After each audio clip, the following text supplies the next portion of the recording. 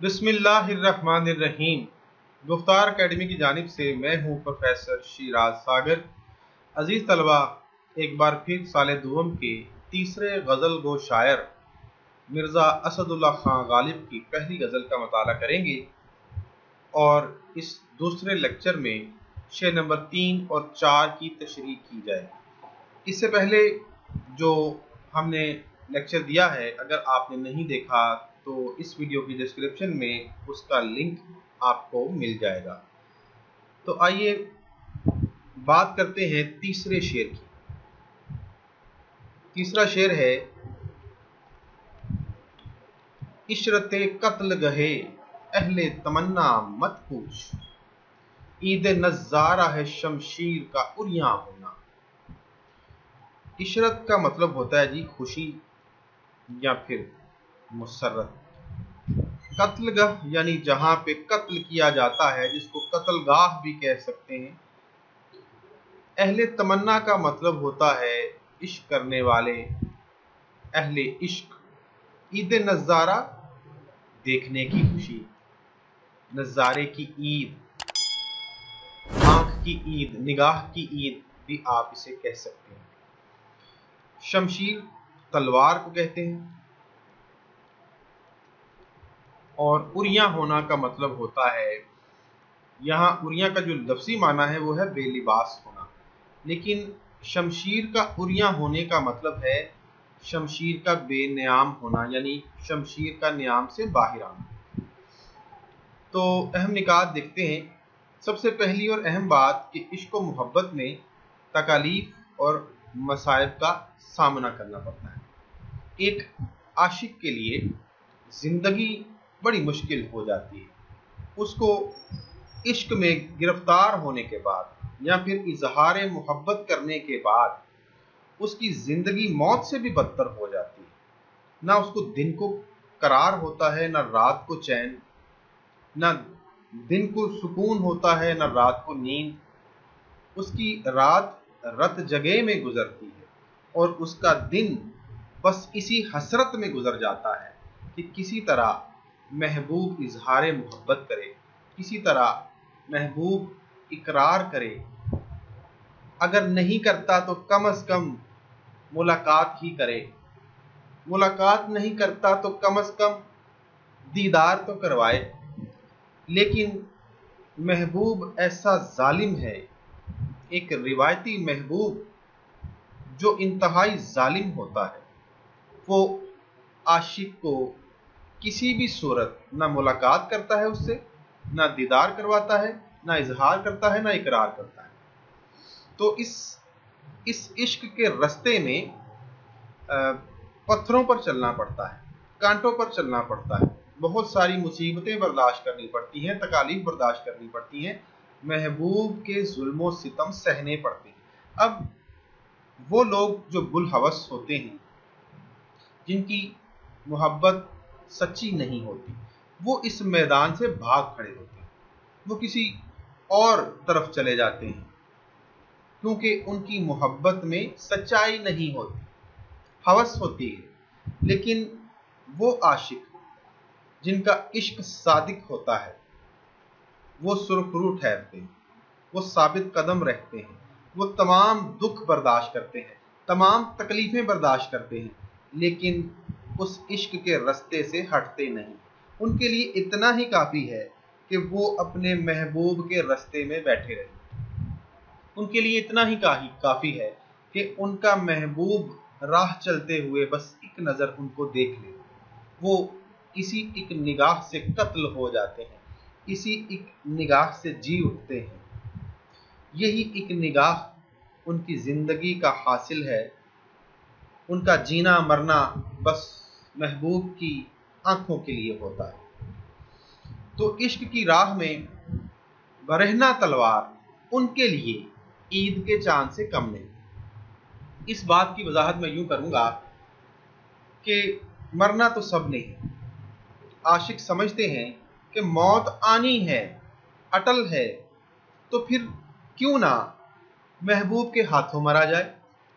यानी वो जिंदगी जो महबूब की वजह से उजेरन हो गई है, وہ زندگی جو محبوب کی وجہ سے وبال بن گئی ہے، وہ زندگی جو محبوب کے ناز نخرے کی وجہ سے، اس کی بے وفائی سے، اس کی بے نیازی سے، اس کی کج ادائی سے، وہ زندگی جو کہ ایک مصیبت بن کے رہ گئی ہے، جو موت سے بدتر ہو گئی ہے، عاشق، اس سے بڑھ کر عاشق کے لیے اور کیا بات ہوگی کہ وہ محبوب کے ہاتھوں مارا جائے اور اس مصیبت زدہ زندگی سے نجات مل جائے۔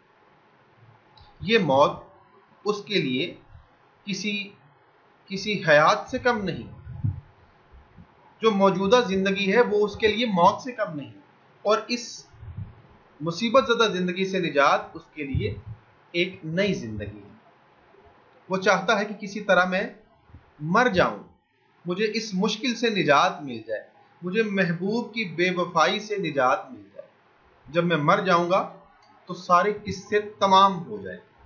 تو ایک عاشق کے لیے اس سے بڑھ کر اور کچھ نہیں کہ اس کا محبوب ہاتھوں میں تلوار لیے کھڑا ہو، ایک ننگی تلوار، ایک اریاں تلوار، کہ جو فقط عاشق کو کاٹنے کے لیے، جو عاشق کو مارنے کے لیے۔ تو یہ ایک عاشق کے لیے خوشی کا باعث ہے۔ وہ تلوار کو دیکھ کر اسے یوں محسوس ہوتا ہے جیسے عید کا چاند دیکھ لیا، جیسے ایک روزہ دار چاند رات کو چاند دیکھ کر خوش ہوتا ہے، بالکل اسی طرح ایک عاشق محبوب کے ہاتھوں میں تلوار دیکھ کر خوش ہوتا ہے۔ ذرا شعر دیکھیے گا کہ میں نے اس کے سامنے پہلے تو خنجر رکھ دیا، پھر کلیجہ رکھ دیا، دل رکھ دیا، سر رکھ دیا۔ یعنی ایک عاشق کی خوشی دیکھیے کہ وہ خود خنجر رکھ رہا ہے اور پھر اپنا کلیجہ، دل اور سر رکھ رہا ہے کہ جس طرح جی چاہے کاٹو، جس طرح جی چاہے مارو، مجھے اس اذیت میں بھی لطف آئے گا۔ تو محبوب کے ہاتھوں قتل ہونا ایک عاشق کے لیے اعزاز کی بات ہے۔ کیسی حیرانی کی بات ہے، کیسا عشق ہے یہ، کیسی محبت ہے یہ کہ جس میں مر جانا اعزاز کی بات ہے۔ وہ اپنے محبوب کے ہاتھوں مرنا چاہتا ہے۔ عزیز طلبہ، یقیناً وصال کا الگ مزہ ہے، یقیناً محبوب کی عنایات جو ہیں وہ ایک الگ ذائقہ رکھتی ہیں، خوشی کا ذائقہ۔ لیکن ایک عاشق کے لیے ہجر میں بھی لطف ہے، وہ محبوب کا ہجر بھی مناتا ہے، وہ محبوب کے ہجر میں بھی خوشی محسوس کرتا ہے، اس لیے کہ وہ ہجر بھی اس کے محبوب کی وجہ سے ہے، وہ ہجر بھی، وہ جدائی بھی اس کے محبوب کی جدائی ہے، اس سے وابستہ ہے، اس سے منسلک ہے، اس لیے وہ ہر اس چیز سے محبت کرتا ہے، ہر اس چیز کو اپناتا ہے جس کا ذرا سا بھی تعلق اس کے محبوب سے ہوتا ہے، چاہے وہ بے وفا ہی کیوں نہ ہو۔ لیکن عاشق کی محبت سچی ہے، پاکیزہ ہے، اس کی محبت میں توحید ہے۔ وہ فراز احمد فراز کا کیا عمدہ شعر ہے، ایک ہی شخص کو محبوب بنا رکھا ہے، ہم محبت میں بھی توحید کے قائل ہیں فراز، ایک ہی شخص کو محبوب بنائے رکھا۔ تو ایسے عاشق وہ محبوب کی محبت میں بھی شرک برداشت نہیں کرتے۔ ایک اور شعر دیکھیے، کرے جو قتل تو قاتل کو خون بہا دیجئے، کٹے زبان تو خنجر کو مرحبا کہیے۔ اور اس شعر کا دوسرا ایک پہلو بھی ہے جو شہادت کا فلسفہ ہے، یعنی وہ مجاہد یا وہ خدا کی راہ میں چلنے والے جو جہاد کرتے ہیں، جو جہاد فی سبیل اللہ کرتے ہیں، ان کے لیے میدان جنگ میں جب دشمنوں کے ہاتھوں میں تلواریں ہوتی ہیں، جب وہ چمکتی ہیں، تو ان کے لیے وہ کسی چاند کی چمک سے کم نہیں ہوتی، کیونکہ وہ اللہ کی راہ میں شہید ہونے کے لیے آتے ہیں، لڑنے کے لیے آتے ہیں، مرنے کے لیے آتے ہیں، مر جائیں گے تو شہید ہوں گے، زندہ رہیں تو غازی ہوں گے۔ اس لیے ان کو تلواروں کی چمک دیکھ کر عید کا نظارہ یاد آتا ہے، اور بالکل وہی خوشی ملتی ہے جو ایک روزے دار کو شوال کا چاند دیکھ کر ملتی ہے۔ تو یہ اہل عشق، یہ اہل تمنا یہ موت کو ترجیح دیتے ہیں، اور چاہے مجازی عشق ہو چاہے حقیقی عشق ہو، دونوں میں مرنا ان کے لیے اعزاز کی بات ہے۔ ذرا شعر دیکھیے، جان دی ہوئی اسی کی تھی، حق تو یہ ہے کہ حق ادا نہ ہوا۔ اور اس کے علاوہ وہ لوگ جو حق کے رستے پر چلتے ہیں، جو اہل حق کہلاتے ہیں، جو کسی اہم مقصد میں اپنی جان قربان کرتے ہیں، ان کے لیے بھی یہ موت کسی اعزاز سے کم نہیں۔ ایک مثال کے طور پہ ایک شعر دیکھیے گا، آپ نے حسین بن منصور خلاج کا نام تو سنا ہوگا۔ یہ تو کوئی منصور بتائے تو بتائے، سولی پہ تڑپنے میں مزہ ہے کہ نہیں۔ اور ایک آخری شعر فیض احمد فیض کا، جس دج سے کوئی مقتل کو گیا، وہ شان سلامت رہتی ہے۔ یہ جان تو آنی جانی ہے، اس جان کی تو کوئی بات نہیں۔ تو عزیز طلبہ، یہ فیض احمد فیض کا شعر سال اول میں آپ کے سلیبس کا حصہ ہے، آپ کو یاد ہوگا۔ تو آئیے اب چلتے ہیں شعر نمبر 4 کی جانب۔ شعر نمبر 4 کو پڑھتے ہیں اور اس کی تشریح کرتے ہیں۔ لے گئے خاک میں ہم داغے تمنائے نشاط، تو ہو اور آپ بصد رنگ گلستہ ہونا۔ خاک میں لے جانا، اس کا مطلب ہے جی قبر میں چلے جانا، زیر زمین مٹی میں چلے جانا۔ داغے تمنائے نشاط، اس ترکیب کا مطلب ہے جی کہ خوشیوں کی تمنا کے داغ، یعنی ناتمام آرزوؤں کے داغ بھی کہہ سکتے ہیں۔ بصد رنگ گلستہ ہونا، یعنی باغ کی طرح سرسبز و شاداب ہونا، یا باغ ہونا، یا پھر اس کا مطلب یہ بھی لیا جا سکتا ہے کہ خوش ہونا، شاد رہنا، آباد رہنا۔ تو اردو غزل کا روایتی محبوب انتہائی سنگ دل ہوتا ہے۔ اسی محبوب کے ہوتے ہوئے شاعر نے اس طرح کا شعر کہا ہے۔ وہ روایتی محبوب کیسا ہے؟ وہ عاشق کی طرف دیکھنا بھی گوارا نہیں کرتا، عاشق کو دیکھ کر رخ موڑ لیتا ہے، عاشق کی بجائے رقیبوں سے ہنس ہنس کے بات کرتا ہے، غیروں سے ملتا ہے، عاشق کو جلاتا ہے، ستاتا ہے، اور اس کے ساتھ بے رخی برتتا ہے، جان بوجھ کر اس کے سامنے دوسروں سے بات کرتا ہے، اور عاشق جو ہے وہ حسد کی آگ میں جلتا رہتا ہے۔ تو بے شمار ظلم و ستم کرتا ہے، اور ایک عاشق کی بے بسی اور مظلومیت دیکھنے والی ہوتی ہے۔ عاشق اس قدر مجبور اور بے بس ہو جاتا ہے، اتنا لاچار ہو جاتا ہے کہ وہ اپنے محبوب کے سامنے سر بھی نہیں اٹھاتا۔ وہ چاہتا ہے کہ اس کا محبوب جو ہے اس کی گردن کاٹ دے، قصہ ہی تمام کر دے، کیونکہ اپنے محبوب کے بغیر جینا اس کے لیے بہت مشکل ہے۔ اس کے لیے یہ زندگی ایک ایسی زندگی ہے جو موت سے بھی بدتر ہے۔ لہذا اس کی مظلومیت دیکھ کر ایک عام آدمی کی آنکھوں میں بھی آنسو آ جائے۔ ایک عاشق بہت بے بس ہوتا ہے، کیونکہ وہ دل کے ہاتھوں مجبور ہے۔ اس کا دل جو اس کے سینے میں ہے، لیکن اس کی لگام اس کے محبوب کے ہاتھوں میں ہے۔ اس کا محبوب اس کے دل کی لگامیں کھینچتا رہتا ہے۔ اس کا دل ایک ایسی پتنگ ہے جس کی ڈوریں اس کے محبوب کے ہاتھوں میں ہیں، اور محبوب جان بوجھ کر اسے کبھی اپنی طرف کھینچ لیتا ہے، کبھی ڈھیل دے دیتا ہے، اور کبھی بالکل چھوڑ دیتا ہے، ہاتھوں سے چھوڑ دیتا ہے۔ شعر دیکھیے گا کہ ظلم سہتے ہیں کچھ نہیں کہتے، اہل دل بے زبان ہوتے۔ بے زبان سے مطلب اہل دل، عاشق لوگ خاموشی اختیار کرتے ہیں۔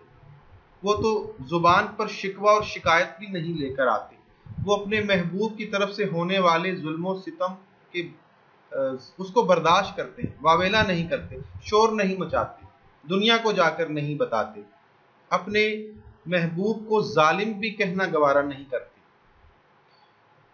تیسرا نقطہ یہ ہے کہ شاعر حسرت وصال لے کر قبر میں اتر گیا ہے، یعنی اس نے اپنی ساری زندگی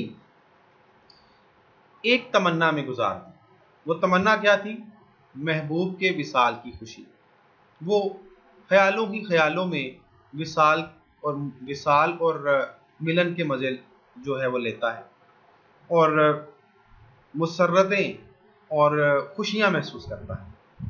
لیکن حقیقت میں ایسا نہیں ہوتا۔ حقیقت میں کیا ہوتا ہے کہ اس کی یہ تمنا پوری نہیں ہوتی، کسی صورت پوری نہیں ہوتی۔ وہ اسی امید میں جیتا رہتا ہے کہ شاید کبھی میرے محبوب کو رحم آ جائے، شاید کبھی اس کا دل نرم ہو جائے، شاید کبھی وہ میری طرف لوٹ آئے، شاید کبھی وہ اپنی چشم توجہ جو ہے وہ میری طرف اس کا رخ کرے، شاید کبھی اس کا دل میری طرف مائل ہو جائے۔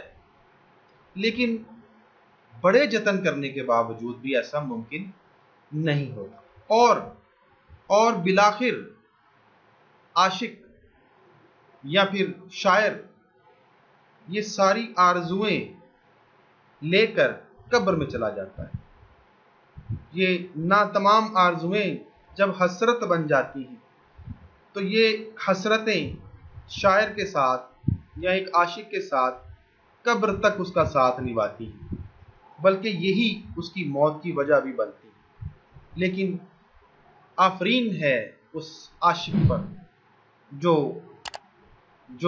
محبوب کو برا بھلا نہیں کہتا، وہ بھی دعائیں دیتا ہوا جا رہا ہے۔ شعر دیکھیے گا، یہی محرومیاں ہیں زندگی جن سے عبارت ہے، جیے جاتے ہیں اہل دل مقدر آزمانے تک۔ یعنی آخر دم تک وہ اپنے مقدر کو آزماتے رہتے ہیں کہ شاید 1% بھی صحیح امکان تو ہے کہ میرا محبوب جو ہے وہ میری طرف لوٹ آئے گا، لیکن ایسا نہیں ہوتا۔ اور میر تقی میر اس صورتحال کے حوالے سے، اس کیفیت کے حوالے سے کہتے ہیں، الٹی ہو گئی سب تدبیریں، کچھ نہ دوا نے کام کیا، دیکھا اس بیماری دل نے آخر کام تمام کیا۔ ایک اور بڑا خوبصورت شعر، میری شب سیاہ تو روشن نہ ہو سکی، گر تو ہوا ہے غیرت شمس و قمر تو کیا۔ اور بڑی اہم بات کہ شاعر اپنی ناتمام آرزوؤں کے داغ لے کر، اپنی تمنائیں ساتھ لے کر قبر میں اتر گیا، لیکن جاتے جاتے اپنے محبوب کو بد دعائیں دینے کی بجائے دعائیں دیتا ہوا جا رہا ہے، اور کہتا ہے کہ اے میرے بے وفا محبوب، تو نے ساری زندگی مجھے ستایا، مجھے جلایا، تو نے ساری زندگی مجھ پر ظلم و ستم کیے، تو نے زندگی میں ایک لمحہ بھی وصال کا مجھے نہیں بخشا، کبھی زندگی میں پیار سے نہیں دیکھا، لیکن میں تیرے جیسا ہرگز نہیں۔ میں نے تجھ سے سچی محبت کی ہے، سچا عشق کیا ہے، تیری خاطر اپنی زندگی کو برباد کیا ہے، تیری خاطر اس زندگی سے کنارہ کیا ہے، تیری خاطر اس قبر میں اتر گیا ہوں، لیکن پھر بھی میں تجھ کو دعائیں دیتا جاتا ہوں۔ میں تو جا رہا ہوں، لیکن میری دعا ہے کہ تیری زندگی ہمیشہ ایک ایسے باغ کی طرح ہو جو سرسبز و شاداب رہتا ہے، تیری زندگی میں کبھی خزائیں نہ آئیں، تیری زندگی میں فقط باد صبا کا گزر ہو، تیری زندگی میں باد بہاری آئے، تیری زندگی میں پھول کھلیں، تیری زندگی میں کبھی کانٹے نہ ملیں، تیری زندگی میں رنگ ہی رنگ ہو، خوشیاں ہی خوشیاں ہو، شادمانی ہی شادمانی ہو، مسرتیں ہی مسرتیں ہوں۔ تو شاعر جاتے ہوئے دل کھول کر دعائیں دے رہا ہے۔ پھر ہم اس میں دیکھتے ہیں ایک محاورہ جو ہے استعمال ہوا ہے، اگرچہ باغ باغ ہونا ایک مستعمل محاورہ ہے، لیکن غالب نے ایک نیا محاورہ جو ہے وہ ایجاد کیا ہے، بسد رنگے گلستاں ہونا یا رنگے گلستاں ہونا، اس کا مطلب بھی وہی ہے کہ باغ باغ ہونا، یا تیری زندگی میں وہ سارے رنگ ہوں جو ایک گلستان میں ہوتے ہیں، یا پھر تیری زندگی ایک گلشن کی مانند ہو، جس میں خوشیاں ہوں، جس میں مسرتیں ہوں، جس میں شادمانیاں ہوں، جس میں کوئی غم نہ ہو، جس میں کوئی رنج نہ ہو، جس میں کوئی ملال نہ ہو، تیری زندگی میں کبھی کوئی دکھ، درد اور تکلیف نہ آئے۔ ایک بڑی اہم بات آخر میں، اس تشریح کے آخر میں، کہ غالب کے شعر سیدھے سیدھے ہرگز نہیں ہوتے، اس میں طنز بھی ہوتا ہے۔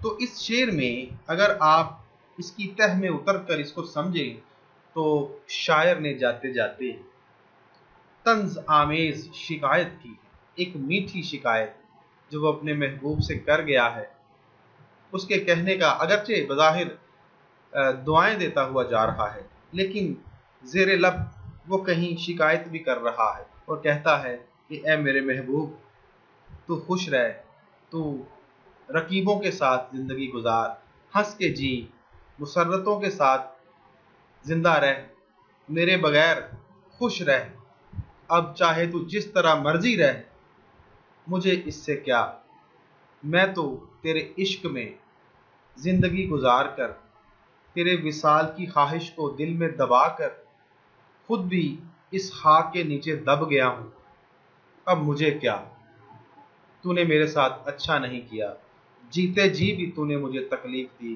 اور مر کر بھی مجھے سکون نہیں ہے، میں بے قرار ہوں، میں بے چین ہوں، میں قبر میں اتر چکا ہوں، لیکن یہاں بھی مجھے تیری بے روحی، تیری جفاکاریاں مجھے ستاتی ہیں، مجھے تڑپاتی ہیں، اور میں یہاں بھی بے قرار ہوں۔